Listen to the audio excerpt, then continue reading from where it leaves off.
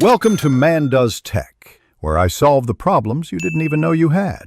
In this video, I will show how to replace a Honda Civic cabin air filter. First, open your glove box on the passenger side and remove all contents. Next, gently detach the dampener arm on the right side of the glove box. Then, carefully press inward on both sides of the glove box to release its stops, allowing it to swing down completely. This reveals the filter housing. Once the glove box is down, you'll see the cabin air filter housing.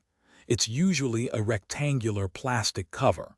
Locate the two clips, one on each side, and unclip them to release the cover. Carefully pull the old filter straight out from its slot. Pay close attention to the airflow arrow on the old filter. This is crucial for correct installation of the new one. Now take your new cabin air filter. Before inserting it, check the airflow arrow on the new filter. It must point downwards, matching the direction of the old filter. Gently slide the new filter into the housing until it's fully seated.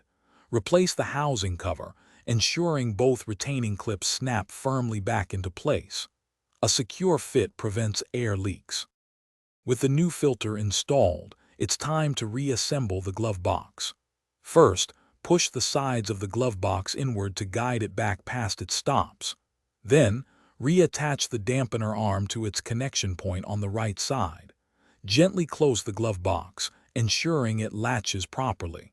You've successfully replaced your cabin air filter, improving your vehicle's air quality. Thanks for watching.